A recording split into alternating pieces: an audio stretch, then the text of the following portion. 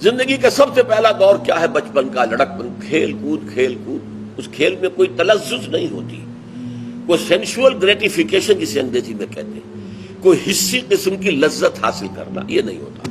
کھیل معصومانہ کھیل، معصوم ہے کھیل میں، معصومانہ کھیل ہے، اس میں کوئی اور ایلیمنٹ نہیں ہے۔ اس سے ذرا آگے آئے جسے آپ ٹین ایجر کہتے ہیں، جو انسانی زندگی کا خطرناک ترین دور ہے۔ اب یہاں نرا کھیل نہیں رہ جاتا، معصوم کھیل نہیں رہ جاتا، تلذذ لذت سے بنا ہے، لذت سے باب تفاعل، لذت حاصل کرنا، یہ تلذذ جو ہے شامل ہو جاتا ہے۔ آنکھوں کی تلذذ کیا ہے؟ حسین شے کو دیکھنا، حسین صورت نظر آئی ہے، آنکھوں کو لذت محسوس ہوئی ہے۔ کانوں کا تلذذ کیا ہے؟ گانا سن رہے ہیں، ردم ہے، سریلی آواز ہے، کانوں کی لذت لے رہے ہیں، یہ تلذذ ہو رہا ہے۔ وہ بچپن لڑکپن میں کیا پتا کون گا رہا ہے، لیکن نہیں، اب آیا ہے، اب ٹین ایج، اس کے اندر آنکھوں کا تلذذ، کانوں کا تلذذ۔ پھر بات اچھی نہیں ہے لیکن مجھے بیان کرنا پڑتا ہے، کچھ لوگ شکایت کرتے ہیں، کچھ اس دور میں انسان اپنے جنسی اعضاء سے بھی کھیلنا شروع کر دیتا ہے۔ یہ بہت خطرناک جو ہے موڑ ہے انسانی زندگی کا، یہ ہے جس کو لہو سے تعبیر کیا، لعب و لہو، معصوم کھیل اور اس کے بعد تلذذ، لذت حاصل کرنا، آنکھ کی لذت، کان کی لذت، کوئی کسی اعتبار سے، کسی پرورٹڈ طریقے سے کوئی جنسی لذت۔ اس کے بعد ذرا اگلا مرحلہ آتا ہے زینت، بناؤ سنگھار، اچھے سے اچھا لباس پہنوں، اور وہ بالکل نئے سے نئے ڈیزائن کا ہونا چاہیے۔ یہ تو آؤٹ آف فیشن ہو گیا۔ کبھی پتلون جو ہے اس کے بہت چوڑے جو ہے پانچے کر دیے جاتے تھے، تو اس وقت ایک انسان کہتا تھا یہ پرانی پتلون میں نہیں پہن سکتا، اس کے تو موری بڑی تنگ ہے۔ آج تو زمانہ بدل گیا، کبھی یہ ہے کہ تنگ موری کا معاملہ ہو گیا ہے۔ فیشن بدلتے رہتے ہیں، اور ایسے بدلتے ہیں کہ خاص طور پر پیرس کہ جو کہ دنیا میں فیشن کا سب سے بڑا مرکز ہے، اس کا لطیفہ مشہور ہے کہ ایک درزی کو ایک نیا ڈیزائن لے کر جو اس نے بنایا تھا، بھاگا ہوا جا رہا تھا۔ بھاگ کیوں رہے ہو؟ میں چاہتا ہوں جلد سے جلد اپنے کسٹمر کو پہنچوا دوں اس سے پہلے کہ فیشن بدل جائے۔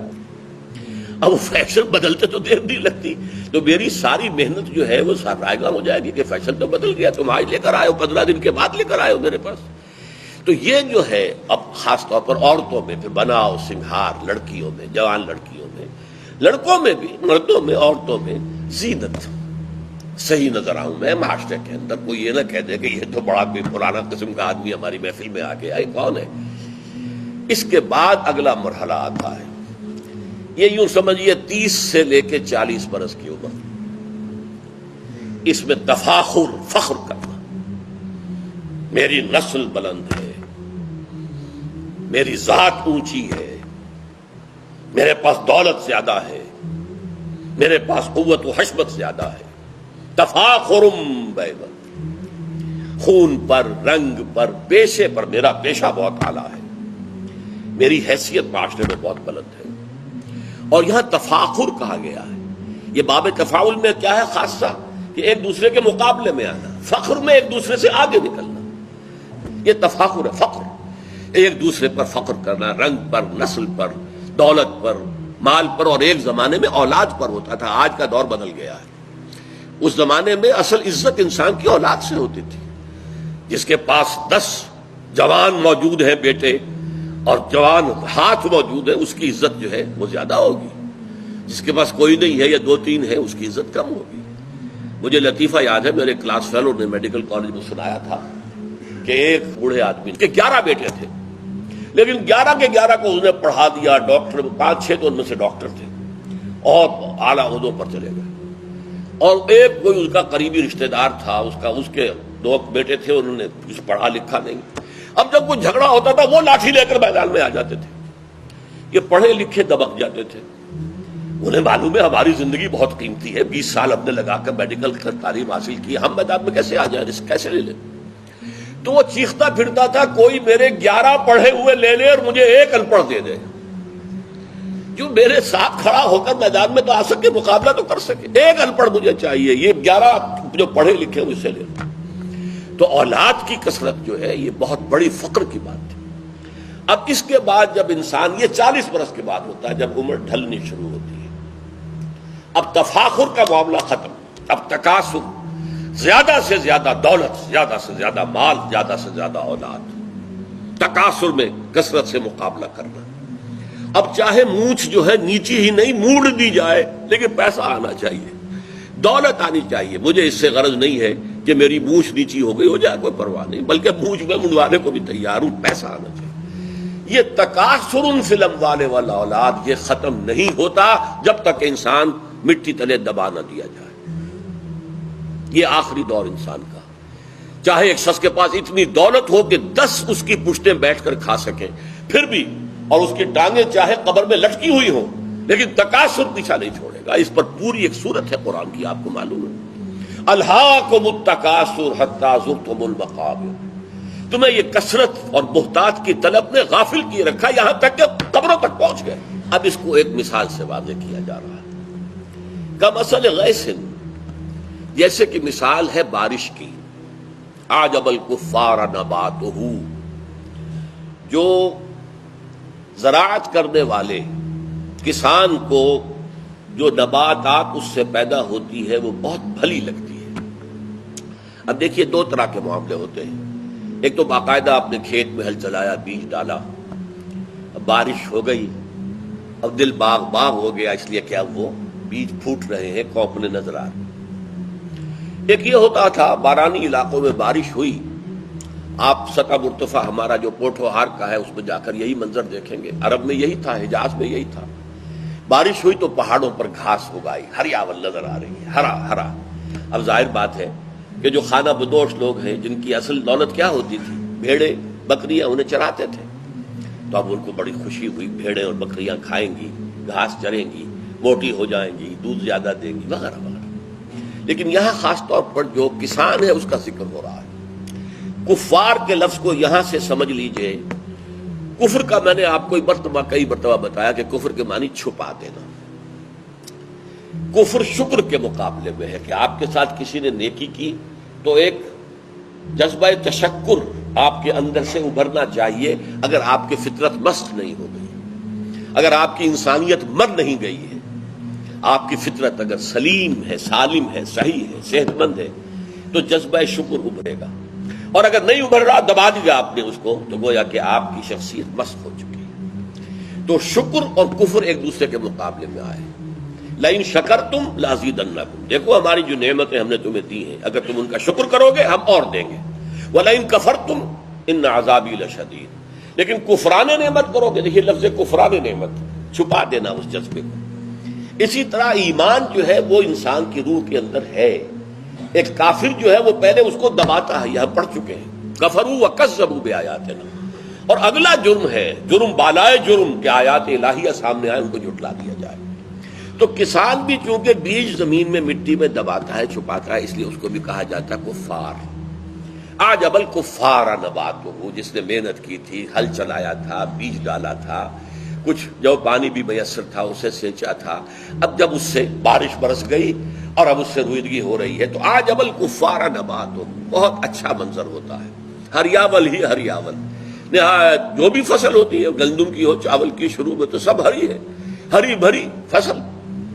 فتراہم ثم یہیج، حاجہ یہیجو، کسی کا پورے جوش پہ آ جانا، اسی لیے ہم ہیجان کہتے ہیں، آپ کے اندر جوش پیدا ہو، ہیجان پیدا ہو گئے، تو یہ ہیجان سے یہیج، وہ فصل جو ہے بھرپور ہوتی ہے، جب لہلہا رہی ہوتی ہے، آپ اندازہ نہیں کر سکتے کہ کسان کا دل لہلہا رہا ہوتا ہے اس کے ساتھ، کسان کا دل ناچ رہا ہوتا ہے، ڈانس کر رہا ہوتا ہے ان پودوں کے ساتھ، وہ جو لگے ہوئے ہیں وہ فصل جو ہے، ثم یہیج، پھر وہ اپنی پوری قوت کو آتی ہے، فتراہ مصفرا، پھر تم دیکھتے ہو کہ وہ زرد ہو گئی، اور جب پکنے پر آتی ہے فصل تو پھر زرد ہو جائے گا، چاہے وہ چاول کا پودا اور چاہے وہ جو گندم کا ہو، زردی آ گئی۔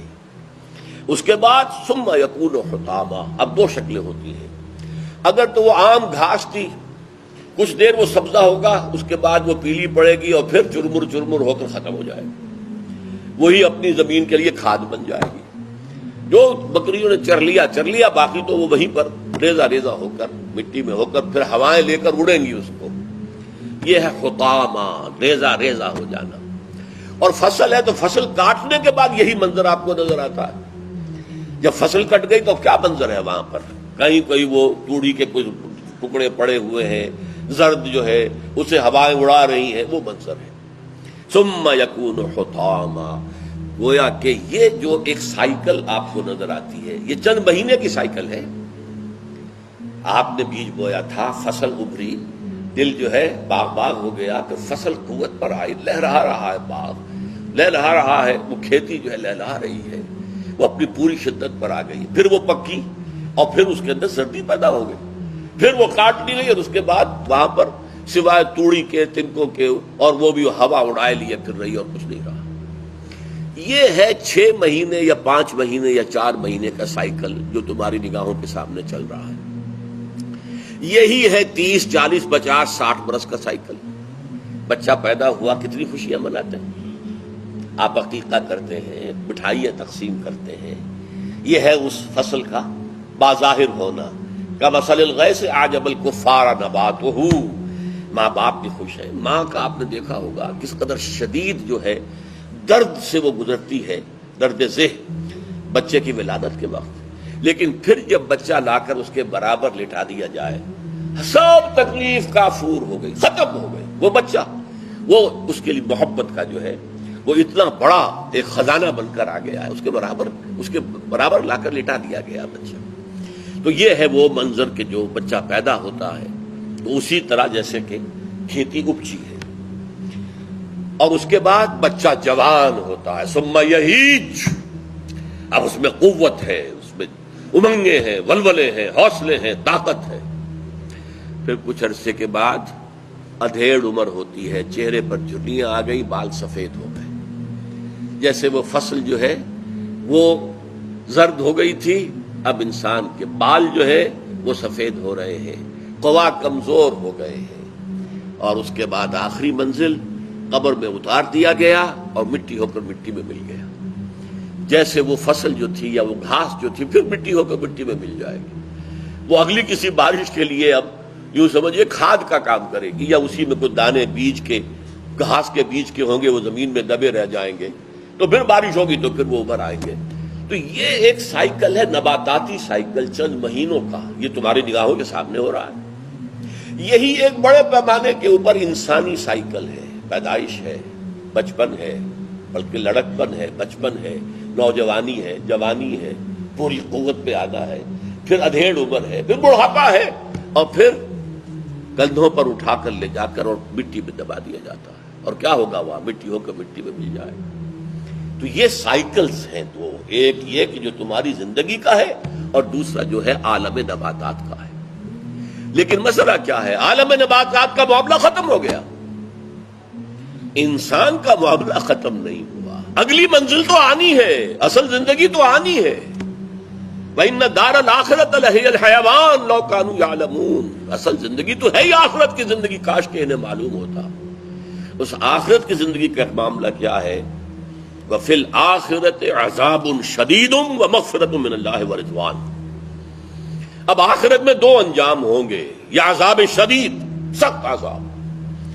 تم نے اگر اپنے ضمیر کی بات پر لبیک نہیں کہا، تمہارے سامنے دعوت حق آئی، تم نے اسے قبول نہیں کیا، تم نے اپنے اندر اخلاقی حس کو زندہ دفن کر دیا، اپنے نفس کے اندر بے درد ہو گئے، کٹھور ہو گئے، لوگوں پر ظلم کرنے والے ہو گئے. عذاب شدید، اب بدترین عذاب، شدید ترین عذاب کے اندر جو ہے جھونک دیے جاؤ گے. وَمَغْفِرَةٌ مِّنَ اللَّهِ، یہ یہاں واو او کے معنی میں ہے، یا اللہ تعالیٰ کی مغفرت ہوگی. ظاہر بات ہے مغفرت کے بغیر بہت سے گناہ تو سب کے ہی ہوں گے، کچھ نہ کچھ خطائیں تو سب سے ہوں گی. وہ تو کہا گیا ہے کہ الانسان مرکب من الخطاء والنسیان، انسان تو مرکب ہے خطا اور نسیان کا. کل بنی آدم خطاؤون وخیر الخطائین التوابون. تمام بنی آدم جو ہے وہ خطا کار ہیں، انتہائی خطا کار ہیں. ان خطا کاروں میں بہتر وہ ہیں، اچھے ہیں کہ جو توبہ کرنے والے، رجوع کرتے ہیں، پلٹتے ہیں. پاؤں پھسل گیا تھا بھائی، اٹھ کھڑا ہوا میں، چل پڑا پھر.